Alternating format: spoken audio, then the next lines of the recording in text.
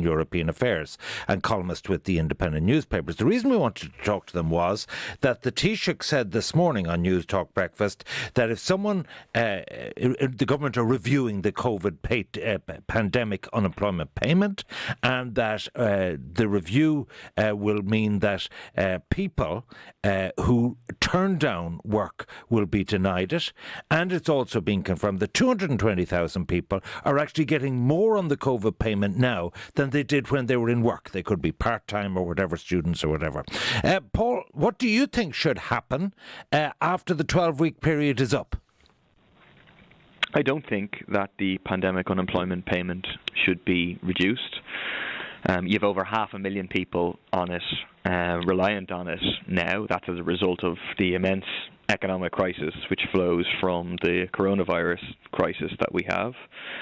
In setting the level at €350 a week, in some senses, the government is admitting that that's the kind of level that you need to survive. And it's the case, for example, that the weekly poverty line for an adult with one child is over that at €380. So I don't think we should be reducing this and putting people on to very low levels of dole of just over €200 a week, in turn taking money out of the economy, adding to a downward spiral generally in the economy. And instead we should be looking to level social welfare payments upwards by creating a minimum welfare payment which assures that people aren't existing below the poverty line, which currently people who are on the basic job seekers allowance are, I think, €81 per week below the poverty line, and that shouldn't exist, and we should take advantage of this crisis and the existence of this €350 payment to do away with it. So if we've had people text us in to say that their son or daughter were part-time working pub or shop, €55 a week, and they're now getting the $350. And we've also heard from employers that people are turning down work because they want to stay on the higher payment, naturally enough. Do you agree with the Taoiseach that there should be a conditionality about the payment, that if you refuse work, that you don't get it anymore? Well, once the economy has reopened again, and let's see when it's safe to do that, then this payment, in my opinion, should be effectively become the unemployment job seekers benefit or job seekers allowance. And to qualify for that, you absolutely have to be available for work, and so that would apply. But I think this idea, and the ground is being prepared for the withdrawal or the significant reduction, at least initially, of the pandemic unemployment payment as part of an unleashing or a rolling out of new austerity measures. That's what the Taoiseach's talk today about, no such thing about free money. That's what's being prepared, and that's about making ordinary people pay for the huge economic crisis that exists now. But we should bear in mind that we spend much more on dealing with the banking crisis. We spent €64 billion in bailing out the banks about 10 years ago. And so when we have a health crisis that's affecting our society as a whole and people's health, we should be prepared to invest this money, not to make people pay at this point in time, and to reject the idea that, there's some widespread kind of scamming of the pandemic unemployment payment. The reality is that vast majority of people who are on it because their jobs don't exist at this point in time, because the large parts of the economy are still in cold storage. Dan, I think the latest figures show 585,000 people are receiving the payment, and it's costing 200 million a week to the Exchequer, and the Department of Business says over 220,000 people are on more payment than they were at work, according to their records. What's your view about what should happen next? I think we just need a bit of context in terms of the wealth we generate in an economy to pay for everything. So if there are 5 million people in this country. Go back a few weeks before the COVID hit, 2 million people were working in the private sector. Now, a good, effective government, a state, can contribute a lot to a successful economy. But in general, it's the private sector that generates the wealth, some of which is taxed, that goes to fund the state. Now, let's just put in context what has happened, because it is absolutely shocking. 2 million people were at work 8 weeks ago.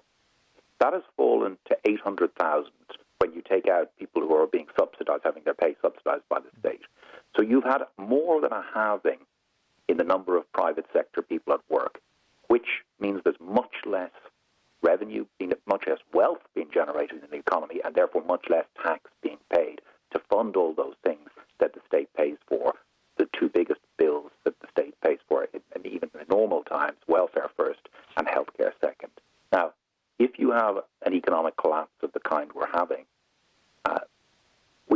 we are heading immediately already now into this situation of government spending hugely more and a huge decline in revenues. Now, at some point, that becomes a major problem, and because this is such a shock, the like of which we've never seen before, we could be in very serious trouble very soon. So I just think that context of how serious this is economically, I'm not sure that's fully sunk in, and just how bad this situation is economically. Okay, and given that context, what does that compel you to believe should be done when the government are reviewing this? So there's two issues. One is the availability for work, terms and conditions, and the other is something like you couldn't get more than 100% or 80% of what your previous earnings were, and it'd be capped at that. Yeah, well, this was rolled out very fast, and the government was absolutely right to do that. It was always inevitable that there would be problems. Any system, huge system that's rolled out very quickly, it's inevitable to be problems. One general principle of fairness I think most people would agree with is that you shouldn't be better off at a time when there's going to be a massive problem of government resources. The idea that somebody is better off because of COVID just doesn't make sense. Those resources will be needed for things like healthcare and other things further down the line. And if you tightened up on that earlier, then the need to change the whole system more dramatically would be lessened. So I certainly think tightening up on the mistakes that were made initially would make sense. But I think there is a strong case, given the shock to the system, to maybe keep it going for another few months. Initially it was designed for 3 months, that there is a case to keep it going for longer than that. But what do you think the ceiling should be? But the ceiling in terms of time? No, in terms of cash. Well, as I say, I don't think anyone should be better off. On so 100% of what they got previously would be the de facto ceiling. I don't think it makes sense. The welfare system is designed as a safety net to support people if they've lost their job. It's not designed as something that will make you just as that your income is identical. It's a safety net. It's not designed to keep everyone at the same level of income. How do you respond to that, Paul? A lot of people, I'll just give you some text. I have 5 students who work with me 2 days a week. They are on more now. What about all the civil servants at home on full pay doing nothing? So do you think that actually it's okay if people profit by this, Paul? I don't think that that's what's happening. I think you will find cases where people were on very low wages or on very precarious work with low hours, etc., and really struggling to get by. And so you can find some cases where, yes, people have a higher income now than they did previously. Well, it's not just some people, it's 228,000. But previously those people were substantially probably below the poverty line. And that wasn't correct then, and I think it wouldn't be correct now for us to place those people back in those circumstances, particularly in the context of this global pandemic, people's lives being turned upside down, etc., etc.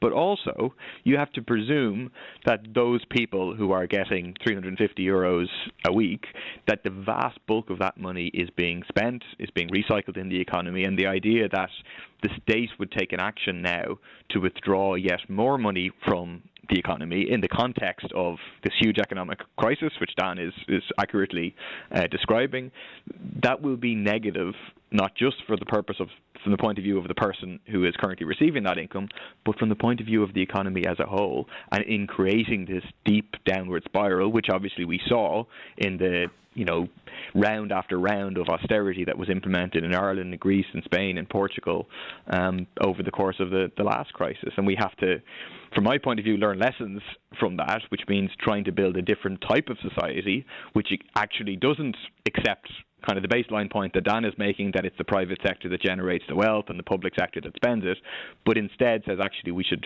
look towards having a planned economy, an economy that's planned in the interest of people's needs, but also our environment, with public ownership in a democratic sense of important sections of the economy, and actually create wealth, and the state being involved in wealth creation as opposed to reliance on the private sector.